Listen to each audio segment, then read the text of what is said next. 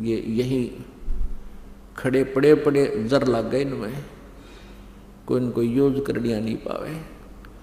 तो हमारी यह भूल है, इस अध्यात्म ज्ञान से ये भूल समाप्त होगी। तो उद्देश्य ये है दास का कहने का कि जो शिक्षा परमात्मा ने ये देनी पड़ी, अब नहीं इस शिक्षा का अभी तक परमात्मा ने प्रचार नहीं होने दिया, कि पहले से ही नास्तिक हो जाते ये लोग। अब 50% आबादी मनुष्य जीवन मानव आस्तिक रह गया है, और वो पिछले संस्कार वश ही परमात्मा की चाह में भटक रहा है। उसको सही दिशा ना मिलने से ये काल के दूत, ऋषि, महर्षि, नकली गुरु, जिनको अपने सदग्रंथों का ज्ञान नहीं, इनके जाकर फंस जाते, और वहाँ से भी अब वो छिक चुके हैं, वहाँ से भी वो थक चुके हैं, हार चुके हैं, क्योंकि परमात्मा से लाभ उनको मिला नहीं। और वहाँ भी अब नास्तिकता पनपने लगी है। अब ये क्रिटिकल स्टेज आ रही है मानव की बिगड़ने और बढ़ने की। एक बार ये दास पूना गया था, हमारा एक सेवक है,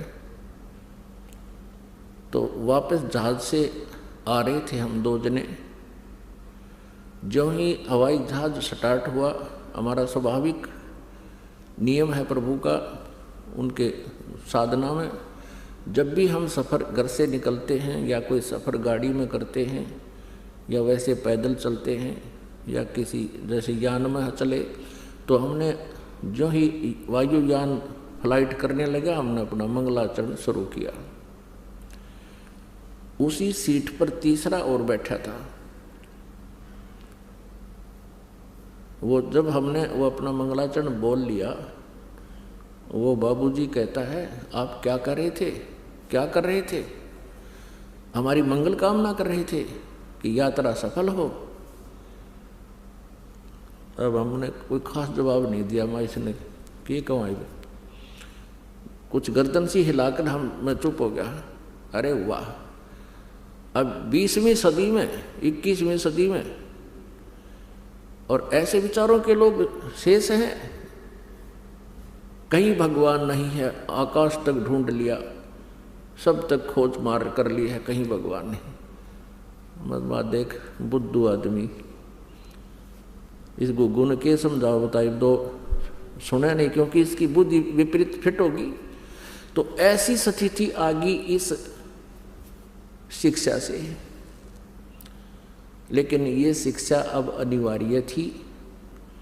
अब इस भूल को मिटा दिया जाएगा, जो भूल हमारे लगा दी इस शिक्षा ने, जिसको विज्ञान बोलते हैं। विज्ञान का अर्थ विशेष ज्ञान होता है, विज्ञान का अर्थ भिन्न ज्ञान भी होता है। तो ये तत्व ज्ञान भी विज्ञान है। जिस विज्ञान ने हमारे को बर्बाद कर दिया, अब ये विज्ञान, ये तत्व ज्ञान हमें फिर से आबाद कर देगा। तो पुण्यात्माओं, परमेश्वर कबीर जी ने 600 वर्ष पहले कहा था कि धर्मदास तो लाख दुहाई, ये मूल ज्ञान, ये तत्व ज्ञान की तो बार ना बताना। परमेश्वर ने अपनी वाणी में लिखा है, कबीर सागर में, सच्चिदानंद घन ब्रह्म की वाणी में, सूक्ष्म वेद में, उस तत्व ज्ञान में, कि 33 अरब वाणी हम बाख्या, यानी 33 अरब ज्ञान हम बाखा, और मूल ज्ञान अभी तक गुप्त ही रखा। अब 33 अरब वाणी बोल दी परमात्मा ने, 33 अरब, और वेदों में तो कुछ 2000 मंत्र भी को ना, और उस परमेश्वर ने कहा 33 अरब मंत्र श्लोक बोल दिए हमने, वो कुछ एक संग्रह किए गए हैं, और कहते हैं मूल ज्ञान हमने गुप्त ही रखा। तो वो मूल ज्ञान अब प्रकट करना था परमात्मा ने, अब वो प्रकट हो रहा है। सन 1947 से भारतवर्ष स्वतंत्र हुआ, उसी समय से समझ लो या पिछली पीढ़ी, यानी दूसरा मध्य का चरण शुरू हो गया। प्रथम चरण में परमात्मा आए थे, और मगहर से सशरीर चले गए थे। मगहर नगर से, एक नगर है, एक छोटा सा कस्बा है मगहर, गोरखपुर के पास। वहाँ से परमात्मा सशरीर चले गए थे और हजारों की संख्या में वहाँ दर्शक उपस्थित थे, जिसमें वीरदेव सिंह बघेल, काशी का नरेश और उसकी सेना और काशी शहर के हजारों की संख्या में दर्शक भी साथ गए थे। और वहाँ मगहर रियासत का बिजली खान नाम का एक पठान था, वो नवाब था। वो भी परमेश्वर कबीर जी का शिष्य था। वीरदेव सिंह बघेल हिंदू भी परमात्मा का शिष्य था। वो दोनों ही भाई उपस्थित थे। हिंदू और मुसलमान दोनों ही परमात्मा के ज्ञान से परिचित हुए थे। दोनों ने परमात्मा को गुरु धारण किया था। तो परमात्मा परमेश्वर कबीर जी ने जिस समय यहाँ से प्रस्थान करना था, वो दिन निर्धारित कर दिया था, जिस कारण से कई हजारों की संख्या में श्रद्धालु और दर्शक उपस्थित थे। परमात्मा सहशरीर ऊपर आकाश को चले गए थे। अब परमात्मा ने कहा था कि मूल ज्ञान तब तक छुपाई जब तक ये 12 पंथ ना मिट जाए।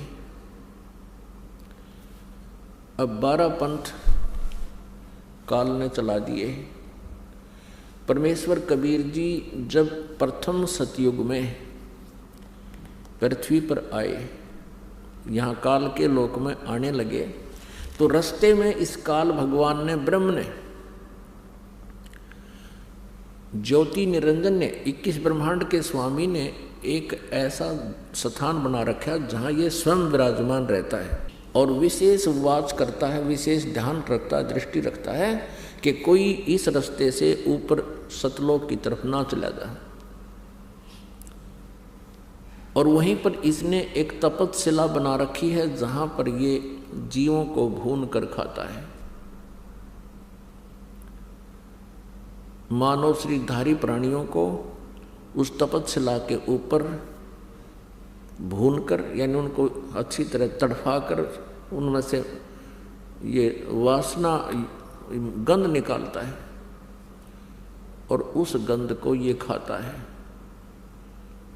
मानव का जो अंदर शरीर सूक्ष्म शरीर है, ये स्थूल शरीर तो यहीं रह जाता है। जैसे इसको साफ लगा हुआ है, श्राप लगा है काल को 1 लाख मानव शरीरधारी प्राणियों के शरीर को आहार करने का। कौन से शरीर को?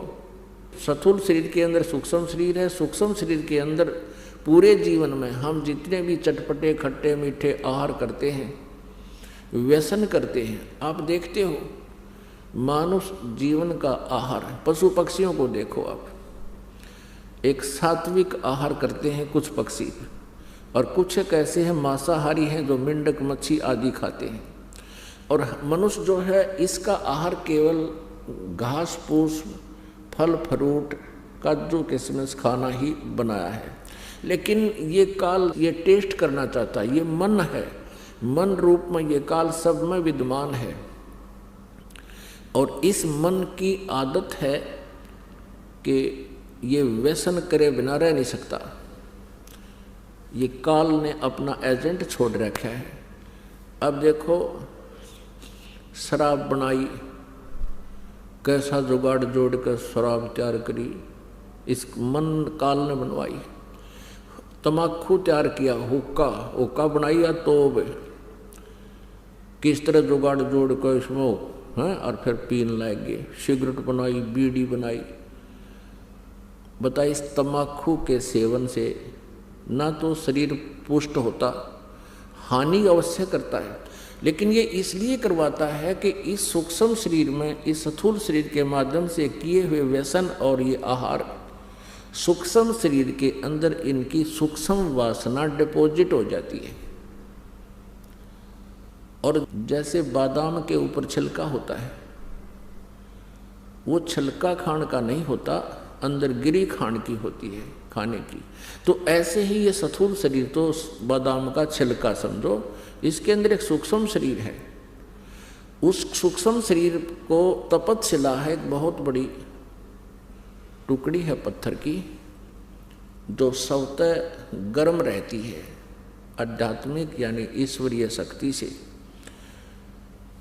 सिद्धि शक्ति से वो ऑटोमेटिक गर्म रहती है। जैसे सूर्य है, इसको कोई चार्ज नहीं करता और असंख्य युग हो गए नो का नो सुलग रहा है। ऐसी एक तपतशिला है, उसके ऊपर 1 लाख मानव शरीरधारी प्राणियों को उस पर प्रतिदिन भूनता है ये काल भगवान। और वहाँ ये प्राणी चटक पटक करते हैं, बहुत बुरा हाहाकार मच जाती है और फिर बेहोश हो जाते हैं। और जब उनके अंदर से पूरा गंध गर्म होकर के नीचे चला जाता है उसके पात्र में, फिर इनको वहाँ से ऑटोमेटिक समय फिक्स कर रखा है। वो सभी प्राणी, वो मानव शरीरधारी प्राणी, क्योंकि इस शरीर से जब ये जीव निकलता है स्थूल शरीर से, तब तक इसका ऐसा ही शरीर रहता है, सेम टू सेम इसका शक्ल रहती है, आकृति रहती है। तो वो उसमें भी ये मानव शरीर सदस्य एज इट इज, चेहरा जैसा आपका इस शरीर का है ऐसा ही सूक्ष्म शरीर का एज इट इज डिटो कहते ना, एज इट इज कॉपी हो जाती है, डिटो कॉपी। तो उसके बाद ये एकदम उड़ जाते हैं और फिर धर्मराज के दरबार में इनकी लाइन लग जाती है। फिर आगे जैसे जिनके कर्म हैं, संस्कार हैं, उस अनुसार जिसने नरक में जाना नरक में जाओ, स्वर्ग में जाना स्वर्ग में जाओ, राजा बनना है राजा बन जाओ, देवता बनना है देवता बन जाओ, गधा बनना है गधा बन जाओ। वो अलग से संस्कार बना रखे। ये तपतशिला के ऊपर जब ये प्राणी वहां तड़फ रहे थे प्रथम सतयुग में, हाहाकार मची हुई थी। उस समय परमेश्वर पूर्ण ब्रह्म स्वयं अपने ही पुत्र जोगजीत का रूप धारण करके इस काल के 21 ब्रह्मांड के जुरिडिक्शन में प्रवेश किया। और इसमें प्रवेश होने का एक ही रास्ता, एक ही गेट इसने छोड़ रखे हैं। ज्यों ही परमात्मा वहां आकर खड़े हुए उस तपतशिला के ऊपर, जहां पर 1 लाख मानव शरीरधारी प्राणियों को भूना जा रहा था, तड़पाया जा रहा था, परमेश्वर की वहां उपस्थिति से उन सभी प्राणियों को एकदम शांति होगी। तपतशिला ज्यों की त्यों सुलग रही है, लेकिन उसकी आंच, उसकी हीट उन प्राणियों को प्रभावित नहीं कर रही है। जब वो प्रभावित नहीं हो रहे हैं, उनको कोई पीड़ा नहीं है, तो एकदम वो सब बैठ गए। और सामने क्या देखते हैं? एक चांद सा चेहरा, वो परमेश्वर खड़े हैं। अब सभी प्राणियों को आभास हो गया कि ये भगवान आ गए हैं, तभी तो हम शांत होगी, हमारे कोई जलन रही नहीं अग्नि की। सभी ने करबद्ध होकर कहा, हे प्रभु, हम ये कौन से पाप का दंड भोग रहे हैं? तब परमेश्वर ने उनको बताया कि ये जो तुम दंड भोग रहे हो, ये तुम्हारा इस काल के लोक में किया हुआ कर्म का दंड नहीं, ये तुमने सतलोक में उस सनातन परम धाम में, शाश्वत स्थान में एक ऐसा घोर अपराध किया था जिसका दंड तुम यहाँ भी भोग रहे हो। और इसके बाद फिर तुम जाओगे 84 लाख योनियों में गधे कुत्ते सुअर बनोगे। उसी पाप के कारण तुम यहाँ फंसकर ये कष्ट उठा रहे हो।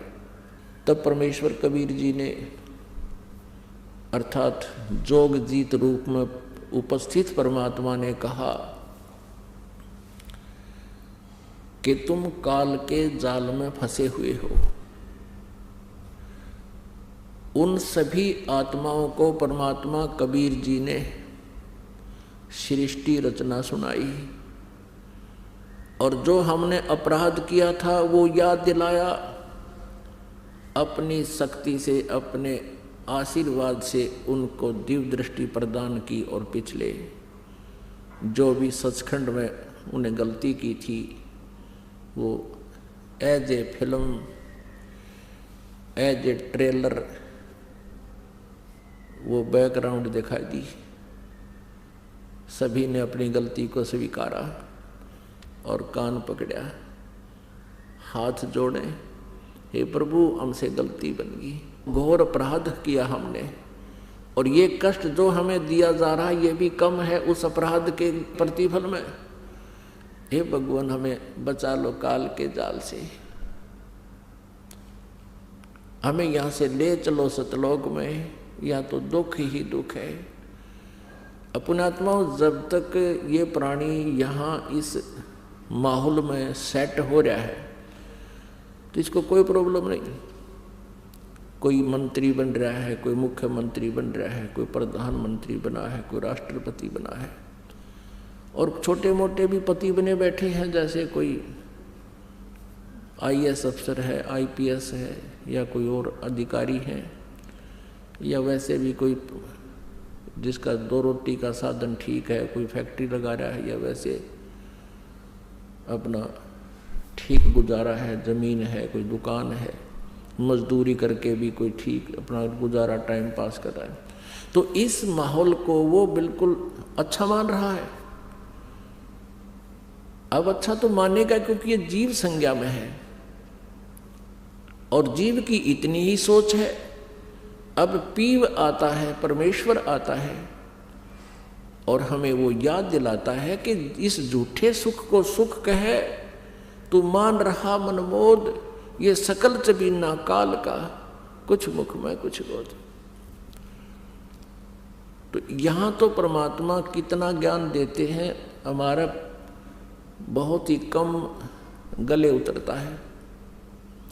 और जब हम कष्ट में होते हैं, जब हमारे ऊपर आपत्ति होती है, फिर हम स्वीकार करते हैं,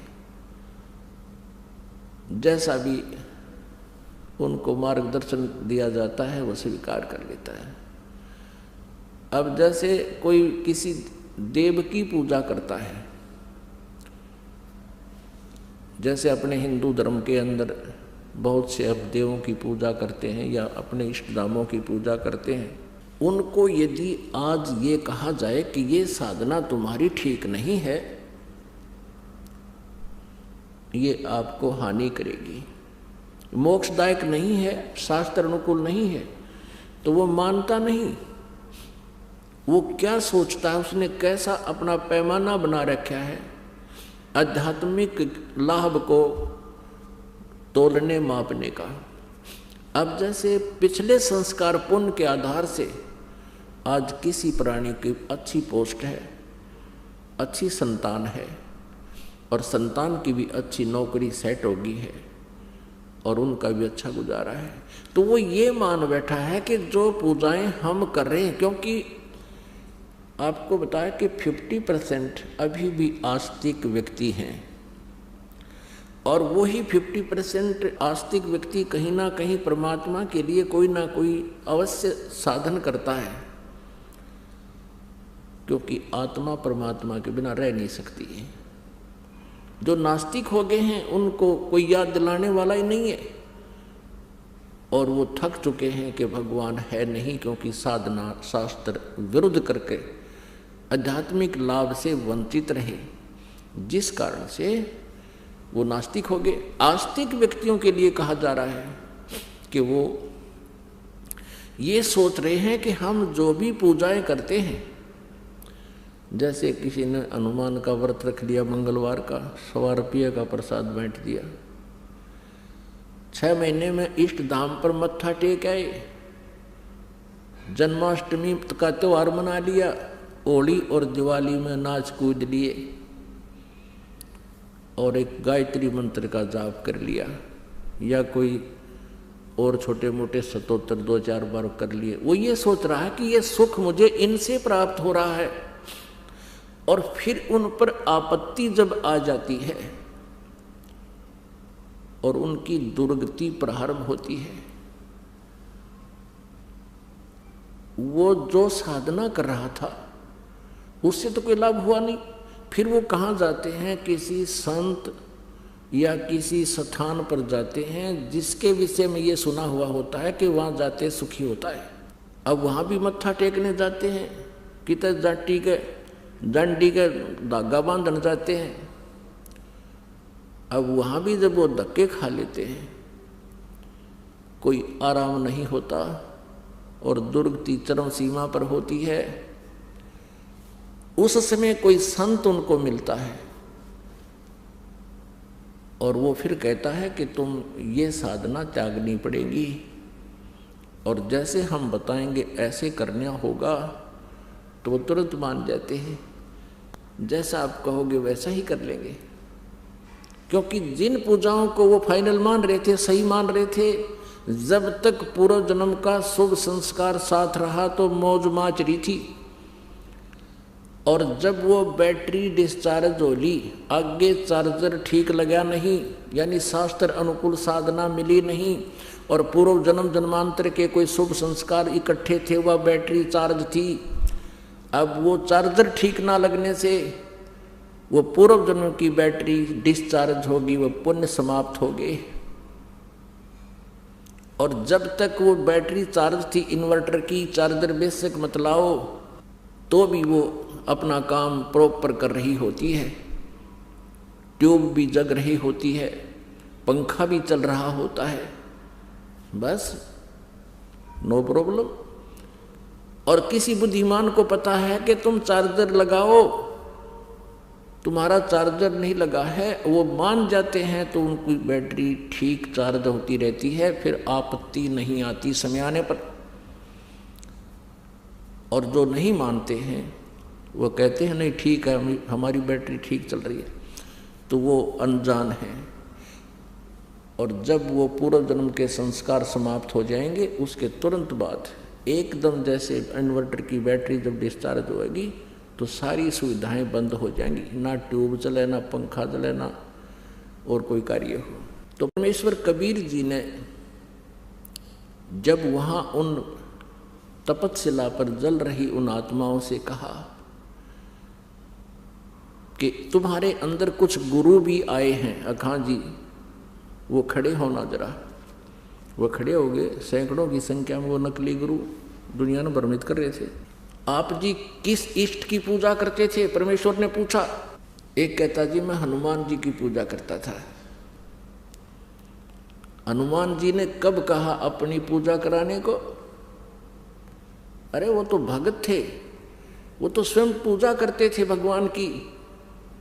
और कोई भगत अपनी पूजा करवाने को नहीं कहेगा, वो कहेगा तो भगवान की पूजा के लिए ही आपको हिदायत दे सकता है।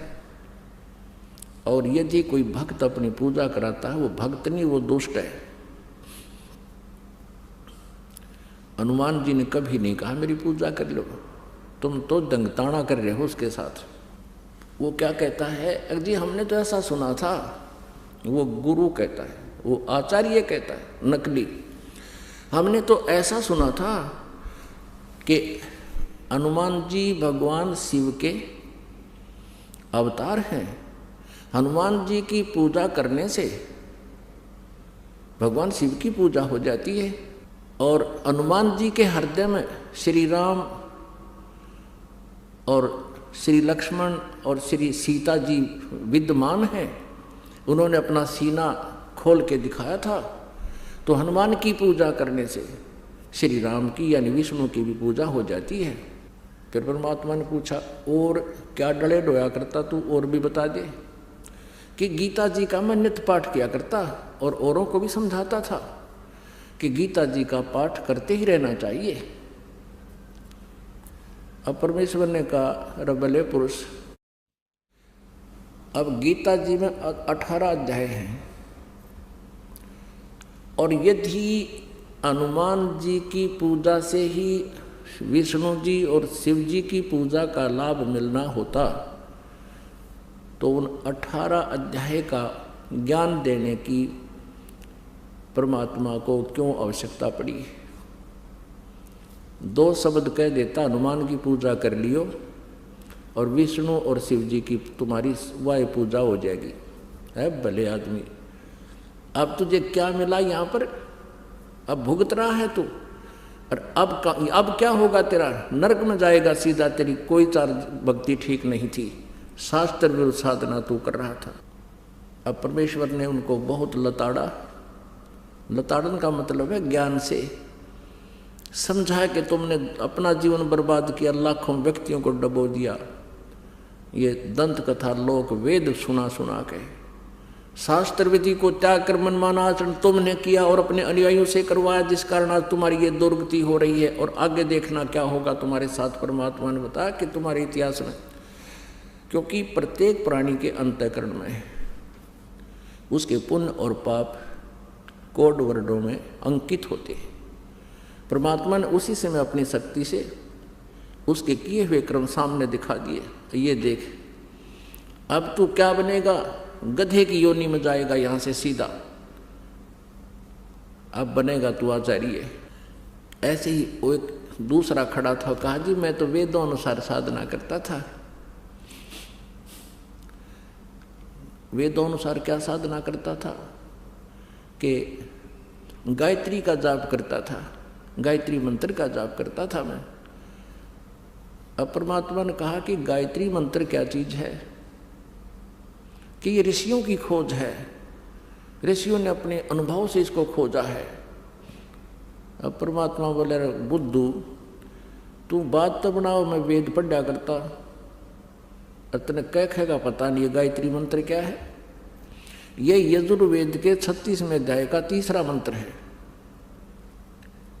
उसमें ओम शब्द नहीं है और ना ही इसके साथ ओम शब्द जोड़ना चाहिए। आप ओम शब्द लगाकर इस भूर्भुवः स्व तत्सवितुर्वरेण्यम भर्गो देवस्य धीमहि धियो यो न प्रचोदयात्, इस मंत्र के साथ यदि ओम शब्द लगाते हो तो इसको भी निष्क्रिय कर रहे हो, परमात्मा का अपमान कर रहे हो। ओम शब्द नहीं लगाना चाहिए,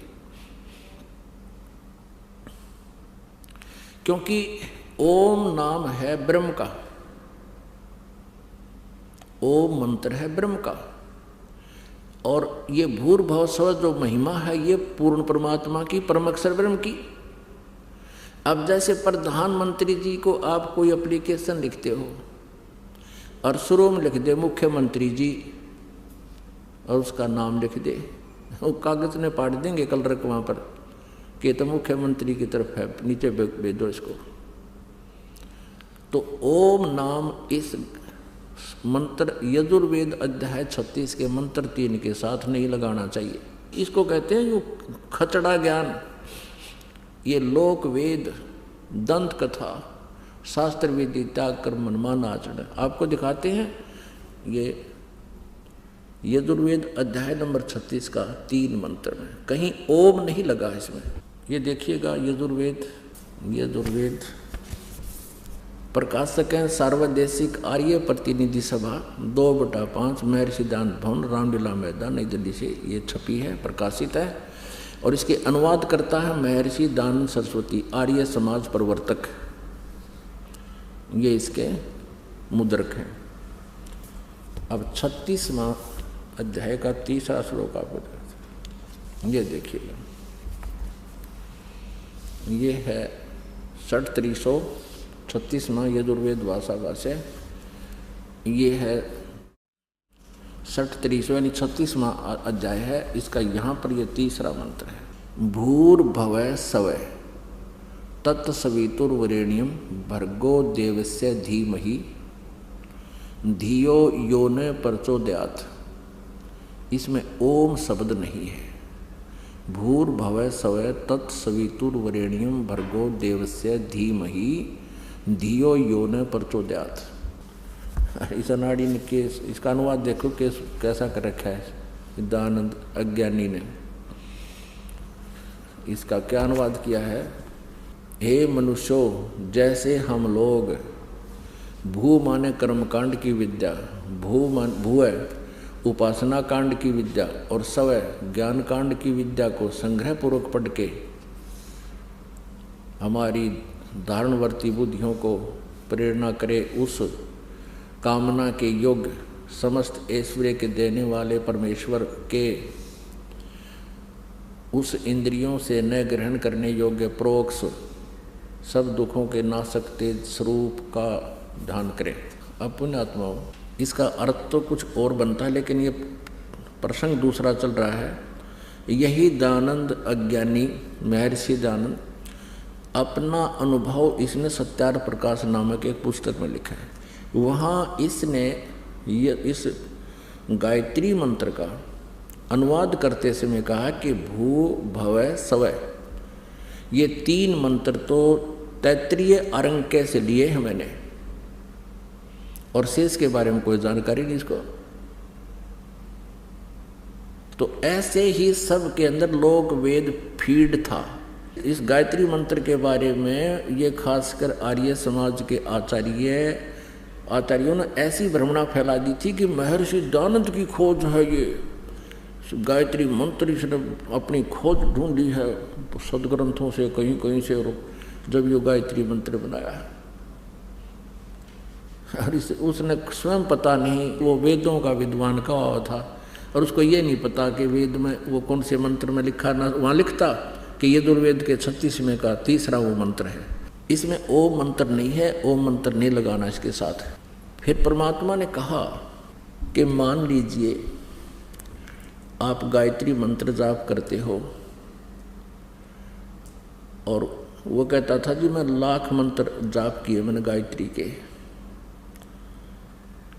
ऐसा मैंने अपना वो बना रखा था, 1,00,000 मंत्र गायत्री के जाप किए एक विशेष अनुष्ठान में, बाकी तो करता ही रहता था। अब परमात्मा ने समझाया कि भले बुद्धू आदमी तू, अब जैसे वेदों में पूर्ण परमात्मा कबीर देव जी की महिमा लिखी हुई है, उसके गुण लिखे हैं, जैसे कि कहीं पर बिजली, इस इलेक्ट्रिसिटी की विशेषता, उसके गुण लिखे हों, उन गुणों में क्या लिखा होता है कि इलेक्ट्रिसिटी बिजली का कनेक्शन लेने वाले को क्या क्या लाभ होते हैं। वो पंखा चलेगा, ट्यूब जगा देगी, जगमग कर देगी घर को, रोशनी देती है बिजली, पंखे चला देती है, कूलर चला देती है, दूध बिलो देती है, रड़क देती है, मक्खन निकाल देती है, और जमीन से जल निकाल देती है, आदि आदि उसके गुण लिखे हैं। अब उन गुणों को कोई व्यक्ति 1,00,000 बार पढ़ ले, जाप कर ले, बार बार उसकी आवृत्ति करता रहे, रेपिटेशन करता रहे, रिपीट करता रहे, क्या लाभ होगा? उससे ये लाभ होगा कि उसको बिजली के गुणों का ज्ञान हो जाएगा कि बिजली ऐसा ऐसा करती है। लेकिन वो बिजली ऐसा करती कैसे है? जो गुण बिजली के लिखे हैं वो प्राप्त कैसे होंगे? उसके पढ़ने मात्र से नहीं होंगे, उसमें लिखे हुए अनुसार करने से प्राप्त होंगे। वो कैसे होंगे? आप जी ने बिजली का कनेक्शन लेना होगा, मीटर लगवाना होगा, उसके लिए प्रोसीजर सारा अपनाना होगा, और फिर वह फॉर्म डिपॉजिट कराओ, उनका जो टैक्स वैक्स है वो भरो, और फिर कनेक्शन मिल जाएगा। फिर वो बिजली लाभ देगी। यदि उन बिजली के गुणों को गाता रहे, पढ़ता रहे, क्या वो बिजली लाभ दे देगी? कभी नहीं। यदि आप जी इस गायत्री मंत्र को 20,00,000 बार बोलते रहो, क्या प्रभु तुम्हें लाभ दे देगा? उसमें जो लिखा है कि उस परमात्मा का ध्यान करो, उस परमात्मा की भक्ति करो। केवल एक मंत्र से परमात्मा की महिमा स्पष्ट नहीं होती। जैसे कि यजुर्वेद अध्याय नंबर 40 के श्लोक मंत्र नंबर 10 से लेकर 13 में स्पष्ट किया है। इस वेद ज्ञान दाता ने, जो गीता ज्ञान दाता है वही वेद ज्ञान बोल रहा है, क्योंकि पूर्ण परमात्मा ने, परम अक्षर ब्रह्म कबीर देव जी ने इस ब्रह्म के अंतःकरण में, इस ज्योति निरंजन काल के अंतःकरण में ये 5 वेद फीड कर दिए थे। इसने पांचवा वेद सूक्ष्म वेद नष्ट कर दिया, क्योंकि उसमें पूर्ण परमात्मा के पाने की विशेष व्याख्या थी। इसने इस डर से उसको नष्ट कर दिया कि कहीं इनको अपने पिता का पता लग जावे, अपने मूल स्थान का ज्ञान हो जावे और फिर यहाँ से भाग जाएंगे। पुण्यात्माओं, आपका जिस दिन ये विशेष विश्वास हो जाएगा कि सचमुच वहाँ और स्थान है जहाँ हम रहते थे और वहाँ कभी जन्म मृत्यु नहीं होती और कोई काम नहीं और कभी कोई कष्ट नहीं, किसी चीज़ का अभाव नहीं, तो उस समय यहाँ ना रहे इस पृथ्वी पर कोई भी। एक भक्त कहने लगा, जी यदि सभी सतलोक की भक्ति कर लेंगे परमात्मा की और सभी सतलोक चले गए सारे, तो पृथ्वी पर कौन रहेगा? या तो खाली हो जाएगी। तो पता यहाँ तक ठेका ले रहे हम, ये खाली हो जाएगी तो कौन रहेगा? अरे ये इतने पत्थर घूमने लाग रहे, 8 ग्रह ऊपर घूमने लाग रहे, सारे खाली पड़े पत्थर। इन पृथ्वी से तो कई हजार गुना कई गुणे बड़े हैं। एक पत्थर यो भी घूमता रहेगा, हमने क्या ठेका ले रखे हैं धक्के खाने का। और हम वहाँ चलेंगे जहाँ पर सारी सुविधाएं और वहाँ फिर कभी मृत्यु नहीं हो। यहाँ तो मृत्यु डेफिनेट होगी। आज जिन सुविधाओं को अपनी मान रहा है ये तेरे पास नहीं रहेंगी। आज से तो कोई किसी भी अच्छी पोस्ट पर है या कितना फैक्ट्री का मालिक है, कल मृत्यु होगी, अगले दिन तू गधा बनकर वहीं खड़ा पाओगा उस फैक्ट्री का पिछले पास है। तो क्या सुविधा है ये तुम्हारी? तो फिर ये जब आपको विश्वास हो जाएगा, क्योंकि परमेश्वर का ये गॉड गिवन जो है ज्ञान है, किसी डूम बाट के गीत नहीं है ये कि उन्हें अपने स्वार्थवश सुखी महिमा बना रखी हो किसी की। उस परमेश्वर ने स्वयं आकर बताया कि वहाँ ऐसा ऐसा है, यहाँ तो मृत्यु होगी और जन्म भी होगा आपका। जन्म मनमाने का देखा हो गया, फिर ये सुविधा कहाँ गई आपकी जिनको आज तू देखकर प्रसन्न हुआ बैठा है। और वहाँ जाने के बाद फिर कभी जन्म मृत्यु नहीं होती, जरा मरण नहीं होता। वहाँ जन्म तो एक बार होगा, लेकिन फिर ना वृद्ध अवस्था होगी सतलोक में और ना फिर मृत्यु हो। और यहाँ दोनों दुख, महान दुख यही है, हम इतने ढीठ हो गए इस काल के लोक में। चाहे हमारे दोनों टांग कट रही हो और चाहे एक हाथ भी कट गया हो, हम फिर भी जीवन चाहते हैं। यदि यहाँ बुढ़ापा ना हो और मृत्यु ना हो तो हम इतने ढीठ हो रहे हैं, हमारे ऊपर कितना कष्ट आया रो, हमको नहीं डगे यहाँ तक, हम नहीं जाना चाहते। लेकिन परमात्मा हमें याद दिलाना चाहता है कि वहाँ सतलोक में तुम्हारा जरा नहीं है, जरा मन बुढ़ापा और मरण नहीं। गीता जी अध्याय नंबर 7 के श्लोक नंबर 29 में ये गीता ज्ञानदाता, ये ब्रह्म अर्थात काल कहता है कि जो मेरे ज्ञान को आश्रय बनाकर, कौन सा ज्ञान? कि तत्वदर्शी संतों की खोज करो। चौथे अध्याय के 34वें श्लोक में वो तत्वदर्शी संत उस परमात्म तत्व का, यानी गीता ज्ञानदाता से अन्य कोई परमात्मा है उसका ज्ञान बताएगा, उनसे सुन। और तत्वदर्शी संत फिर क्या बताएगा? जो ये दास बता रहा है। फिर क्या बताया है कि इस ज्ञान का आश्रय करके जो जरा और मरण से छुटकारा पाने के लिए प्रयत्न करते हैं वे तत् ब्रह्म को जानते हैं, सारे आध्यात्मिक कर्म से भी परिचित हैं। जैसे कल आपको ज्ञान सुना था सत्संग में कि यहाँ पर हम संस्कारवश, जैसे आज हमने किसी के साथ धोखा कर दिया तो अगले जन्म में वो आपका लड़ियार बनेगा।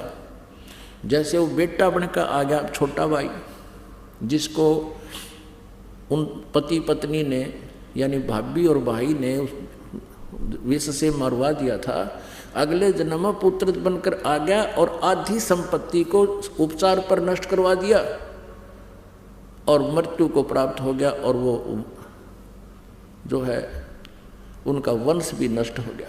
और आगे कष्ट क्या हुआ होगा उसका तो कहना ही क्या। तो फिर वो जो व्यक्ति इस तत्व ज्ञान से परिचित हो जाएंगे, आध्यात्मिक शब्द कर्मों से परिचित हो जाएंगे, वे साधक फिर ऐसा जुल्म नहीं करेंगे, वो ऐसा पाप नहीं कर सकते। उनको विष दिखाई देगा, जैसे किसी बोतल में विष रखा हो और आपको पता है विष है, आप उसका हाथ भी ना लाओ और बल्कि और ऊंचे स्थान पर ऐसा रख दोगे, यानी किसी कारणवश कहीं रखा भी है किसी के, तो वो उसको छूने नहीं देगा अपने बच्चों को भी। और अनजान बालक यदि उसको वो मिल जाता है, खोल के मुंह के ला के देखता है और फिर मृत्यु को प्राप्त हो जाता है। ऐसे ही हम जो गलतियां कर रहे हैं, रिश्वत लेते हैं और भ्रष्टाचार करते हैं या किसी के साथ धोखा करते हैं, हम विष खा रहे हैं।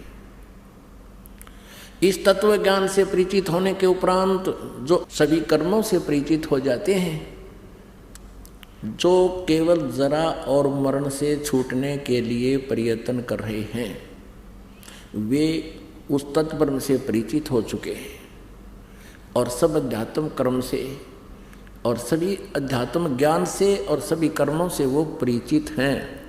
तो पुण्यात्माओं, जो प्रसंग चल रहा है, जैसे हम सतलोक में जाएंगे और वहाँ जरा और मरण नहीं है। जरा मीन बुढ़ापा और मरण मीन मृत्यु। सबसे बड़ा कैर जीव पर ये और न्यारा है। बुढ़ापे में सारी आपदाएं आती है प्राणी पर, और मृत्यु सबसे बूंदी। अब से हम कितना कष्ट पा रहे हैं, कितने वृद्ध हो गए हैं, हम मृत्यु नहीं चाहते और बुढ़ापा पसंद कतई नहीं करते, और दोनों कंपलसरी यहाँ पर। ऐसा क्यों नहीं चाहते? क्योंकि हम उस लोक से आए हुए हैं जहाँ पर ये दोनों नहीं थे, और वहीं हम चले जाएंगे तो ये दोनों समाप्त होंगे, अन्यथा नहीं हो सकते। अब परमात्मा ने बताया कि तुम गायत्री मंत्र का जाप करते हो, और गायत्री मंत्र कंप्लीट ज्ञान नहीं है उस परम पिता के पाने का, उसकी महिमा है, ये उसी की महिमा का एक मंत्र है, अंश है। तो यजुर्वेद अध्याय नंबर 40 के मंत्र 10 से लेकर 13 तक ये स्पष्ट किया है कि उस तत्वदर्शी संतों के पास जाकर समझो, वही परमात्मा का यथार्थ ज्ञान देते हैं। तो इस प्रकार उस परमेश्वर ने उन तपतशिला पर, वहां पर तो वो बैठे हुए थे, करबद्ध थे, और उनको ये भी मालूम था कि हमने जो जो साधनाएं की उनसे हमें कोई लाभ नहीं हो रहा। तो परमेश्वर ने कहा, वो जो ये कहता था कि मैं वेदों अनुसार साधना करता हूँ, ओम नाम का जाप करता हूँ, मेडिटेशन करता हूँ, तो परमेश्वर ने कहा कि जो साधना आप कर रहे हो, ओम नाम का जाप और वेदों अनुसार और गायत्री मंत्र है, गायत्री मंत्र से आपको कोई लाभ नहीं, क्योंकि सदग्रंथों के जो पाठ के करने से, सदग्रंथ पवित्र वेद, पवित्र गीता जी, ये पाठ करने के यानी स्वाध्याय करने के सदग्रंथ हैं, तो इनके करने से आपको ज्ञान यज्ञ का फल मिलता है। अब जैसे स्वाध्याय करते हैं, चाहे वेदों के मंत्रों को 10-20 मंत्र प्रतिदिन पढ़ लिए, या कोई गीता जी का एक अध्याय का प्रतिदिन पाठ कर लिया, ये स्वाध्याय कहलाता है। ये ज्ञान यज्ञ है। ये वैसे 5 यज्ञ करनी होती हैं। एक यज्ञ है धर्म की, दूसरी यज्ञ है ध्यान, तीसरी यज्ञ हवन की, चौथी यज्ञ प्रणाम, और 5वीं यज्ञ ज्ञान है।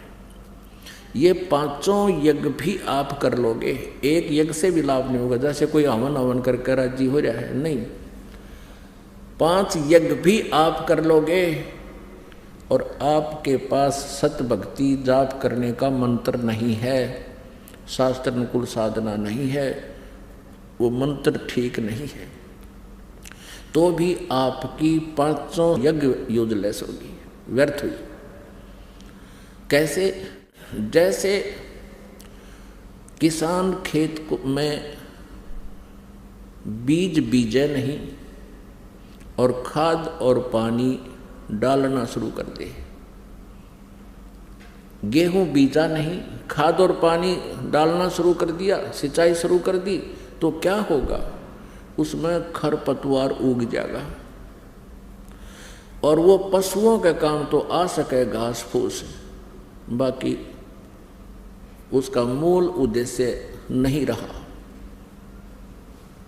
यानी बीज किस लिए, गेहूं किस लिए बीजता है किसान, कि अपने बच्चों का और उसका जीवन सुरक्षित रहे, भूखे ना मरे।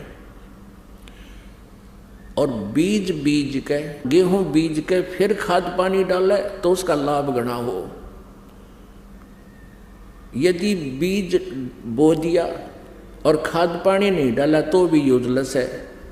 कहने का भाव दास का ये है कि आप जी यदि कोई एक यज्ञ भी कर रहे हो, जैसे खाद डाल दिया और जल डाला नहीं तो भी यूजलेस है।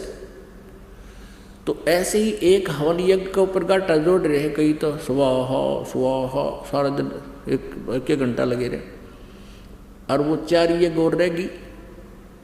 खाद डाल दिया जल नहीं डाला तो भी जड़ गई खेती। तो ये अल्पज लोगों का, नीम हकीम नकली गुरुओं का ये मार्ग शास्त्र विदिता का मनमाना आचरण है, जिसके विषय में गीता जी अध्याय नंबर 16 के श्लोक नंबर 23 में और 24 में स्पष्ट किया है कि उनको कोई लाभ नहीं होता। अब दूसरा उदाहरण देते हैं। अब जैसे बीज भी बीज लिया, गेहूं के स्थान पर भांग बो दी और खाद पानी शुरू कर दिया तो भांग ही होगी उसमें। ऐसे ही परमात्मा उसको समझा रहे हैं जो कहता मैं वेदों अनुसार साधना करता हूं। परमेश्वर ने बताया कि आप ओम नाम का जाप करते थे, हाँ जी, और आप गीता जी भी पढ़ते थे, हाँ जी। गीता जी उसने खुद बोलकर बताया, उस साधक ने, उस गुरु ने, दूसरे आचार्य ने जो कहता मैं वेदों अनुसार साधना करता हूं, कि गीता जी अध्याय नंबर 8 के श्लोक नंबर 13 में गीता ज्ञानदाता भगवान कहता है कि ओम इति एकाक्षरम ब्रह्म व्यवहारन माम अनुसमरण ये प्रयाति तजंदेहम सयाति परमाम गतिम। मुझ ब्रह्म का केवल एक ओम अक्षर है, उच्चारण करके सिमरण करता हुआ ये प्रयाति तजंदेहम, जो शरीर छोड़कर जाते हुए उसका जाप करता हुआ जाता है, सयाति परमाम गतिम। तो वो बताता है कि ओम नाम का जाप करने से परमात्मा की परम गति प्राप्त हो जाती है। परमेश्वर ने पूछा कि ओम नाम के जाप करने वाले को कौन सी गति प्राप्त होती है, कहाँ जाता है, कि ब्रह्मलोक में पहुंच जाता है। परमेश्वर ने कहा कि 8वें अध्याय के 16वें श्लोक में गीता जी में कहा है कि ब्रह्मलोक पर्यंत सभी जन्म और मृत्यु में आते हैं, पूर्ण मोक्ष नहीं है। और गीता ज्ञानदाता 4थे अध्याय के 5वें श्लोक में, 9वें श्लोक में, दूसरे अध्याय के 12वें श्लोक में और 10वें अध्याय के दूसरे श्लोक में स्वयं कह रहा है कि अर्जुन तेरे और मेरे बहुत जन्म हो चुके हैं, तू नहीं जानता, आगे भी होंगे। और गीता ज्ञानदाता ने 7वें अध्याय के 18वें श्लोक में अपनी साधना को भी अनुत्तमाम अति अश्रेष्ठ कति घटिया बताया है। अरे ये नकली गुरु के हैं, यहाँ अनुत्तम का अर्थ जिससे उत्तम और ना हो। अरे भले आदमियों, तुमने अर्थों के अनर्थ भी गुमा कर दिए, सारा ज्ञान गुमा दिया। एक उत्तीर्ण होता है, उत्तीर्ण माने पास यानी सफल, और उसका पर्यायवाची होता है अनुत्तीर्ण। यदि कोई बालक फेल हो गया हो और उसके आगे लिखा हुआ है अनुत्तीर्ण, और वो आके कहे अपने घर वालों को कि मैं ईसा पास हो गया हूँ, जिस तब आगे कोई पास नहीं, यानी कति पास हो गया, सबसे बड़ा पास हो गया मैं, तो बेशक मूर्ख बना ले, लेकिन वो फेल हो चुका है। यही स्थिति इन अज्ञानियों की गीता अनुवादकर्ताओं की है। अनुत्तम का अर्थ इन्होंने अति उत्तम कर रखा 7वें अध्याय के 18वें श्लोक में। थरा गजब हुई। और क्या बताते हैं कि जिस गति से ऊपर कोई गति ना हो, कोई और उत्तम गति ना हो किसी की, वो सबसे उत्तम गति भगवान बताता है, मेरे वाली सबसे उत्तम गति में व्यस्त है।